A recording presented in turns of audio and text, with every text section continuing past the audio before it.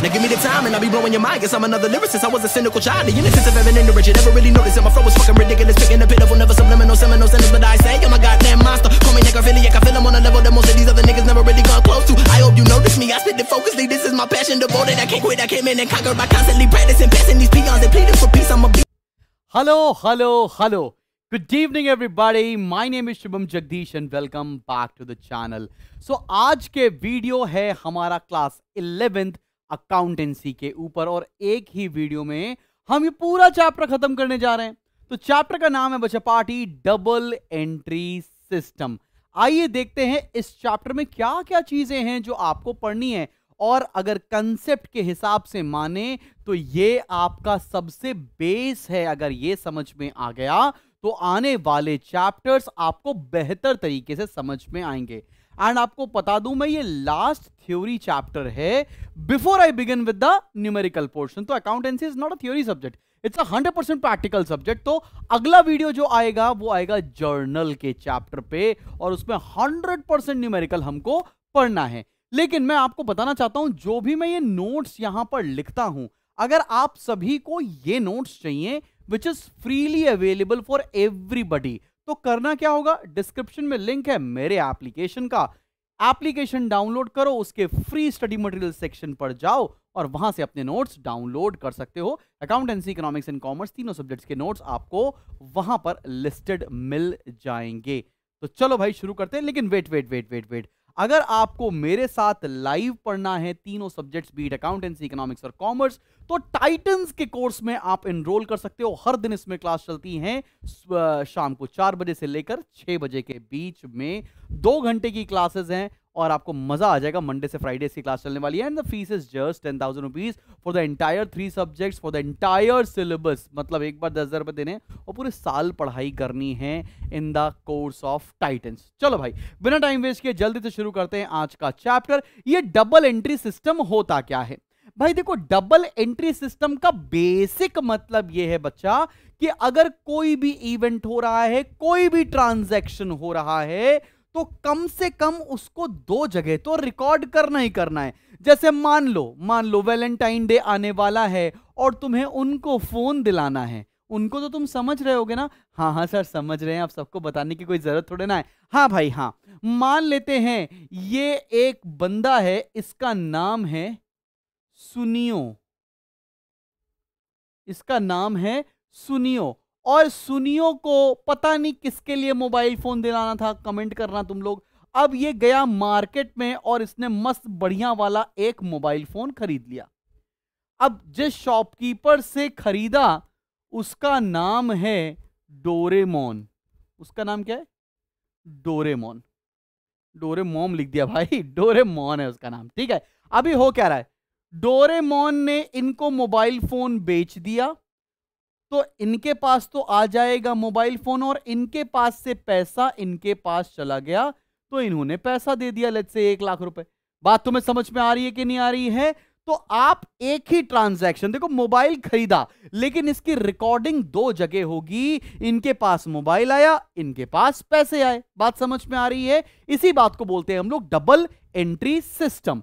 Every business transaction affects at least 2 accounts in opposite direction. One is debit and one is credit. I hope तुम्हें यहां तक बात समझ में आएगी मेरे भाई। आगे बढ़ते हैं। अब हम कुछ प्रिंसिपल्स या कैरेक्टरिस्टिक्स के बारे में जानते हैं ऑफ डबल एंट्री सिस्टम।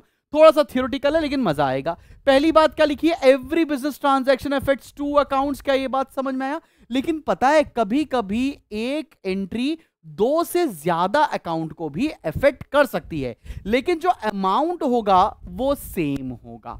बात समझ में आई? कभी कभी ऐसा हो सकता है कि एक ट्रांजैक्शन को 2 जगह की बजाय 3 जगह रिकॉर्ड करना पड़ जाए, लेकिन जितने का अमाउंट है उतने का ही रिकॉर्डिंग होगी। लेट्स से 1 लाख रुपए का मोबाइल खरीदा, ठीक है ना, 1 लाख रुपए का मोबाइल खरीदा और 50,000 रुपए ए को दे दिए, 50,000 रुपए बी को दे दिए, तो ये अकाउंटिंग 3 जगह रिकॉर्ड हुई ना। मोबाइल खरीदा और 2 लोगों को पेमेंट किया, लेकिन जो अमाउंट ऑफ ट्रांजैक्शन है that remains the same, 1 lakh रुपए।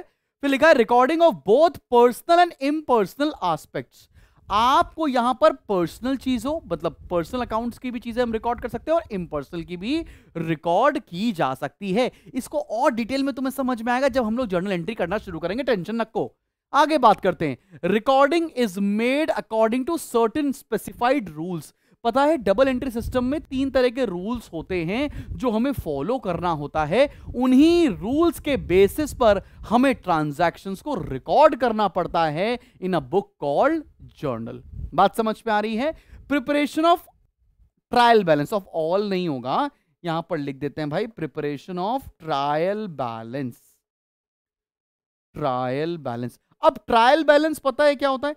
ट्रायल बैलेंस एक अकाउंट है जो हम इसलिए बनाते हैं ताकि हमने कहीं पर कोई अरिथमेटिकल गलती तो नहीं की है।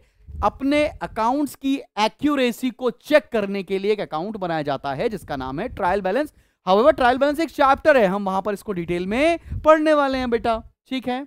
आगे बात करते हैं, अब सबसे इंपॉर्टेंट टॉपिक के ऊपर बात होने जा रही है, तो एक काम करो, बाकी सारी चीजें छोड़ दो और 100% ध्यान लगाकर यहां से पढ़ना है। एक्चुअल में अगर देखें तो चैप्टर यहीं से स्टार्ट हो रहा है।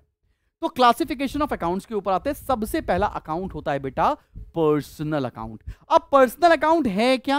आओ देखो, the account which relate to an individual firm, किसी एक कंपनी, किसी एक फर्म से रिलेटेड हो, कंपनी से रिलेटेड हो, ये तो बड़ा मोटा पेन हो गया भाई, किसी कंपनी से रिलेटेड हो या किसी इंस्टीट्यूशन से रिलेटेड हो, इसको बोलते हैं पर्सनल अकाउंट। अगर तुम्हें डेफिनेशन समझ में नहीं आई तो एग्जाम्पल तो 100% समझ में आएगा। जैसे मोहन का अकाउंट, कोई मोहन है उसका अकाउंट हो गया, जैसे कैपिटल अकाउंट, मेरा अकाउंट, ये सब क्या हो जाएंगे? पर्सनल अकाउंट हो जाएंगे। और पर्सनल अकाउंट में क्या रूल चलता है?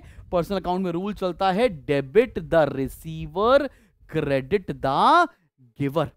जो पैसे रिसीव कर रहा है या जो भी कुछ रिसीव कर रहा है कोई बंदा, उसको हम डेबिट करते हैं, और जो कुछ दे रहा है उसको हम क्रेडिट करने वाले हैं। यह बात बहुत इंपॉर्टेंट है। हाउएवर जर्नल के चैप्टर में मैं आपको उसका प्रैक्टिकल एस्पेक्ट भी समझाऊंगा, तो टेंशन नहीं लो, अभी बस थोड़ा सा थ्योरी पढ़ते चलो। अब आते हैं बेटा पर्सनल अकाउंट के भी क्लासिफिकेशन पर। पर्सनल अकाउंट को 3 पार्ट में क्लासिफाई किया गया है मेरी जान। पहला होता है natural personal account. Natural personal account का मतलब something which is related to human beings, हमारे तुम्हारे जैसे लोग, जैसे मोहन का अकाउंट, ओनर की कैपिटल का अकाउंट, ये सब हो गया नेचुरल पर्सनल अकाउंट। दूसरा होता है आर्टिफिशियल, मतलब ऐसे अकाउंट जिसकी कोई फिजिकल एग्जिस्टेंस नहीं है लेकिन बिहेव ऐसा ही करता है कि वो ह्यूमन बींग हो। जैसे किसी कंपनी का अकाउंट, जैसे फर्म का अकाउंट, जैसे टाटा का अकाउंट, जैसे अंबानी का अकाउंट, अडानी का अकाउंट। ये कोई अडानी की कंपनी का अगर हमने कोई खाता खोला है, अकाउंट खोला हुआ है, तो कोई वो लिविंग बीइंग थोड़े ना, ह्यूमन बीइंग थोड़े है, लेकिन रिएक्ट ऐसे करती है कि वो ह्यूमन बीइंग है।